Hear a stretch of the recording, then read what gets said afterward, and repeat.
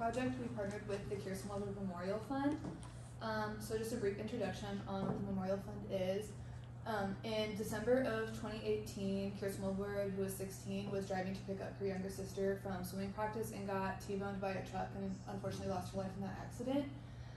Obviously her family and friends, we were all super devastated about it. But right after what would have been her 17th birthday in January of 2019, we decided to come together and create the Memorial Fund.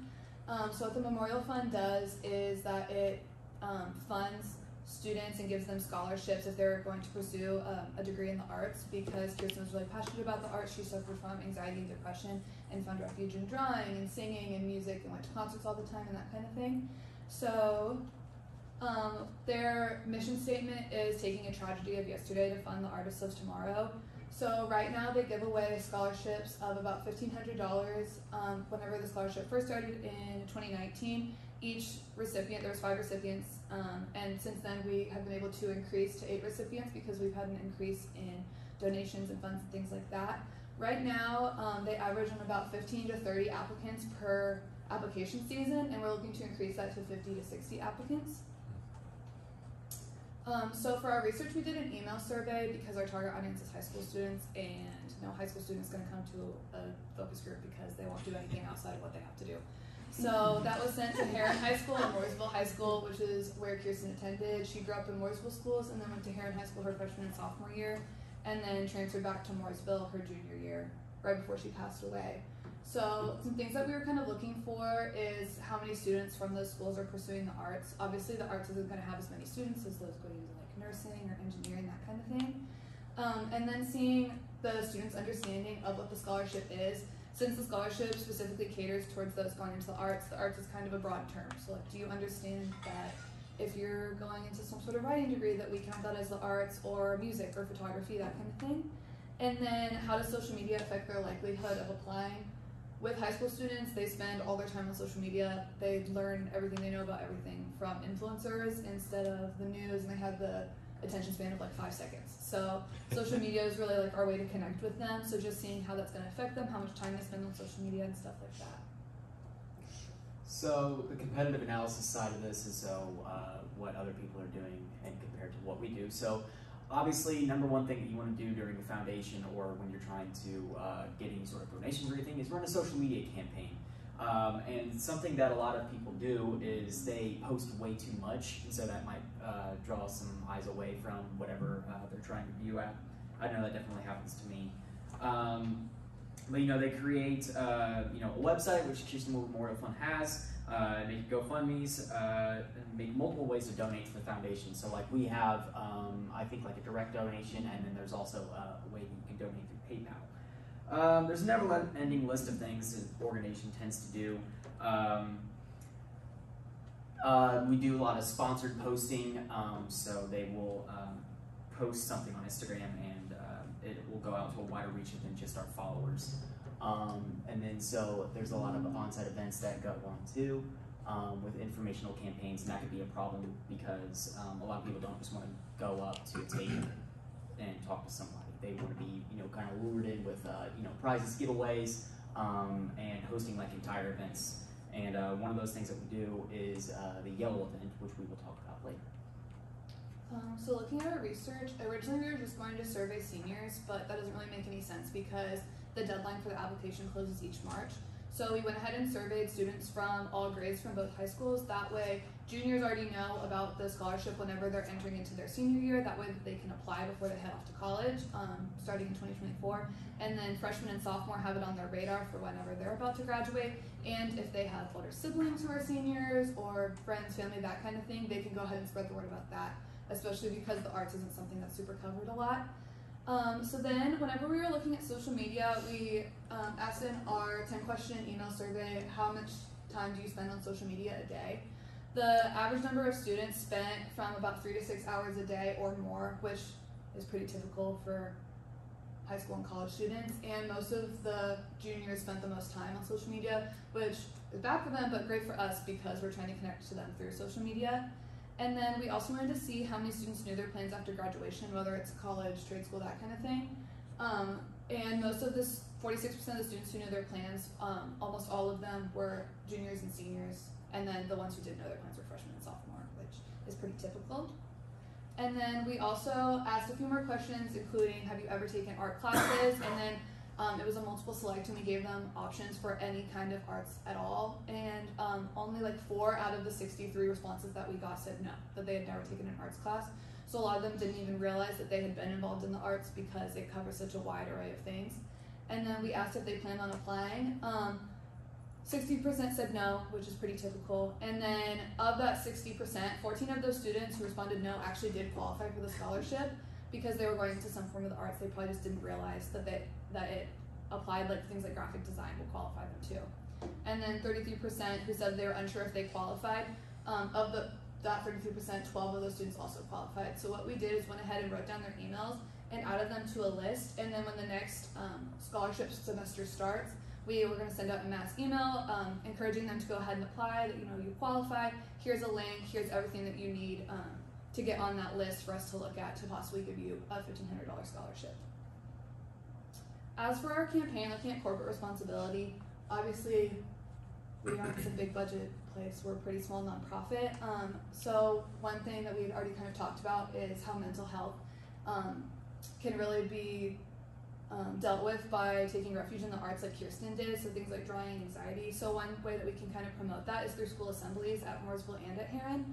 So having members of the Memorial Fund Board go and kind of talk about her message and showing clips and videos of her and how positive she was and showing different examples of her arts to encourage students to get involved. In the past, we've done events where we did like a wine and canvas, but instead of wine, because we're all high school students, it was like cookies and canvas, and that was really fun. It gave people, even if they weren't involved in the arts, the opportunity to paint and kind of see what it was all about. And then for guerrilla marketing, right down from Mooresville High School, there is a parking lot for small businesses, and right now the wall against the parking lot is just a giant mural of geometric shapes. So instead of just leaving it as something that isn't really used, going ahead and painting something over it similar to the one that I put as an example, and having it be painted by previous winners. That way those artists are getting their name out there while also getting the Memorial Fund's name out there and getting them both promotion, which is also a great grab for attention because high school students love to take pictures in front of murals, especially with things like the wings and that kind of thing, which would give us some free promotion from that. And then doing like social media campaign, we were kind of looking at from May 2023 till January 2024 when the scholarship reopened.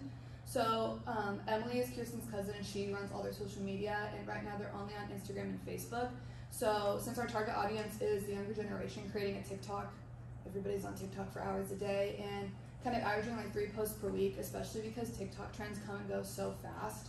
They're literally there for like 2 days and then you're moved on. So being really consistent with that, and then increasing on Instagram and Facebook the posting, so not just during scholarship time, but all year round, doing a story post a year and then 3 posts per week with 1 reel and then 2 normal picture posts. And then previously they've done social media series, so one thing that they did was called the Friends of Kier campaign, and one of the board members interviewed Kiersten's friends and family, and then they had a series of Instagram posts kind of talking about the impact they had on her and how art kind of played into their relationship. And during that time, that was when the Instagram had its most traction, so it was getting around 200 likes per post, and right now they're at about 50 to 70 likes per post, so kind of boosting that back up. And then before the celebration of the arts that we call Yellow, they also do a campaign where they feature all of the artists who are going to be there. So for Yellow, it's hosted once a year. It's our largest fundraiser, and it is held at Mallow Run Winery every year in August. And basically what it is that they have slots for vendors where they can pay to have a booth, and then local artists are able to sell everything that they create. So anything from like furniture, crocheting, paintings, that kind of thing. It normally costs about $10,000 a year to put on. That includes renting a space, decoration, food, drinks, live music, merchandise, and then from profit, vendor slot cost, tickets for entry are normally $15, and then there's a huge silent auction that a bunch of people donate to, which draws in most of the money, and then just general donations from sponsors. Looking at some of the media examples that we created, one thing would be an infographic and an FAQ sheet. Every year, Mooresville High School and Heron High School both host like a scholarship night where local scholarships can come and like give out their information. So having these there that just give information on what the scholarship is, how you can apply, and then contact information, and same for the FAQ sheet. How many students receive it? How do you know if you qualify? How can you contact them? How can you donate? And then for promotion, sharing with local papers. I know Mooresville has its own paper. And then kind of getting awareness out about Yellow and the scholarship both. So when it comes to the budget, you know, with Yellow, the budget for that is about $10,000, and the profit from it is about $25,000 per year. And then so I had the idea with the budget, since we make so much money during the Yellow event, that we add a smaller scholarship for some students who may not be able to be eligible for the regular scholarship. So the regular scholarship hands out about $1,500 for eight students per year. And for students who may not be able to meet the GPA requirement of 3.5, but are still very gifted in the arts, I believe that we should give them a $600 scholarship for winners, so that adds on an extra $2,400 per year, which brings our budget to $24,400. Yeah, that's it for the budget there. And there's our Gantt chart. I know that looks super tiny up there. I used a website to create the Gantt chart, and I could not find a way to make it, you know, more tight and color coordinated. But you can see there that we have an 11-day duration of the consulting the budget. So that's sitting down and planning with the board members, starting on April 21st and finishing through May, because that's when most students get out for college or get out for high school, school for summer. And then after that time, then we plan on campaigning, you know, doing our events, hosting Yellow, doing on-site events at different places, you know, job fairs, places like that. Even like in school, we can do that as well, because that's where a lot of people can hear about different types of scholarships, learning about careers that they can pursue. And then after we get done campaigning, then that's when we sit down and we collect the data for 11 days from May 29th to June 12th. And then once we collect the data from the campaigns that we've run, then we pitch our ideas to schools to see if we can spread out a little bit more and see if we can pick up on more people who would potentially apply for the Kiersten Memorial Foundation Scholarship. So that would take about 15 days to pitch to schools, because, you know, it takes a lot of people to either read emails or get back to you, so it varies in time. So we do that from June 12th to June 30th. And then once we realize how many schools are going to be on board, and once we realize what our budget is and all that fun stuff, then we're going to plan our advertisements, and then take the time to write those up, and that would take about 15 days from July 3rd to July 21st. And then after that, then we advertise for 20 days before school starts. But then after school starts, you know, it doesn't really stop there. We continue advertising throughout the entire school year, as I said, through job fairs, career fairs. Events still, you know, it never really stops. So the advertising is just a stopping point in terms of, you know, when we take a break from classes or something. So then, to bring us to our final point, the evaluation is what we plan to do here. Through all the research that was conducted, the survey results that we gathered, the analysis over the course of the semester, I decided we need to do in order to increase the amount of people who apply for the scholarship, and how we can spread the scholarship to other schools to increase funding. So it's basically going to kind of be a repeat of what we already went over through this presentation here. It's going to increase awareness through an FAQ sheet. As I mentioned, a lot of people don't even know that they qualify for the scholarship, and they don't feel comfortable, you know, applying for something that they don't feel like they will get. I know I'm the same way. So we'll have an FAQ sheet that goes along with our media kit. Do a social media campaign for new scholarship. I had the idea of possibly doing like an Instagram sort of deal where people will audition for the $600 scholarship with people who have an under 3.5 GPA. Of course, it's not just for that too, but say like, you know, you applied for both the $1,500 scholarship and the $600 scholarship, and you're not sure if you're going to get either, but we'd still run a contest online where you showcase your talent, whether it be drawing, singing, dancing, playing music, whatever it may be. And then, you know, obviously, you know, a lot of people love to see talent, you know, stuff like that. So it would draw in a whole bunch of new people who watch these kids present their talents to the world and on Instagram. Like I said, up there, there's a new less expensive scholarship, as I mentioned before, and then job fair, career fair accompanies sporting colleges. So with those job fairs, you know how in the campus center all the time we usually have job fairs down there, and that's usually weeks of welcome. We would do something along those lines too for maybe high schoolers who are visiting the college as well, so that way they can get an idea of what the Kiersten Woodward Memorial Fund is all about. Have any questions? All right. Are we I have a question. Yeah. So they're funded every year through just the yellow event? Pretty much. There are some constant donors, so some local businesses are big donors. Luckily, her parents are very well-connected people. Her mom is pretty high up at Amazon, and then her dad is an engineer of sorts, doesn't he? But they know a lot of people. But a lot of local businesses in Mooresville donate. The Chicago Pizza around there donates. There's a family that owns a company that helps children with mental and physical disabilities, and they donate a lot of money to them and some other. But it's mostly small businesses. There's no like corporate. So I mean, to me, it seems like they have funds, and maybe they could use some of their funds to help. You know, I don't know how they earmark it or not, but to help get more people to apply. Yeah. Because that, you know, they got the money to give away. They just need the people to give the money away to and on her behalf, right? Yeah. Essentially.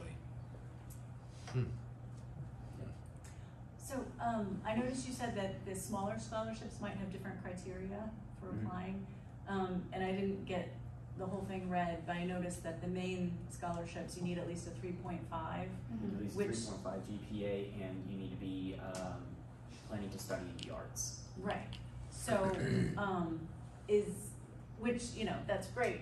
It can be a barrier, I think, for some students who go into the arts because that's the only place they feel, you know, accepted, or that's what they're good at. Right.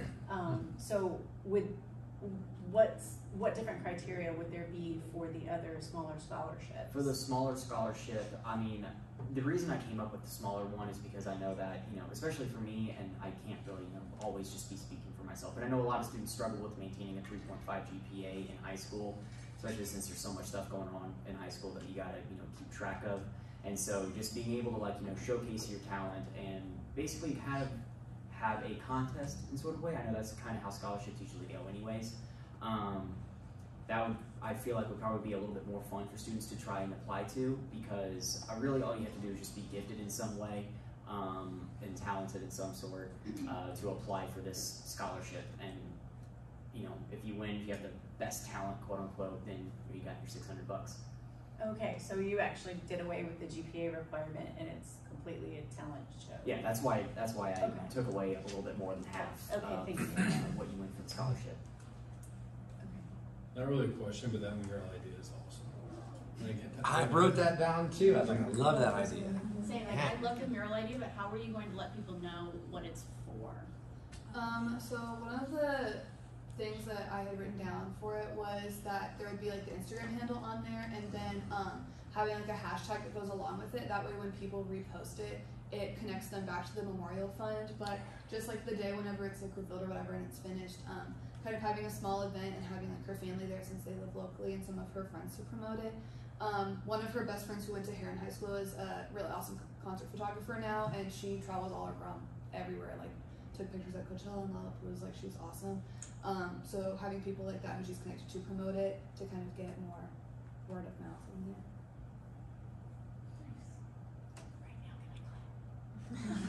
Okay.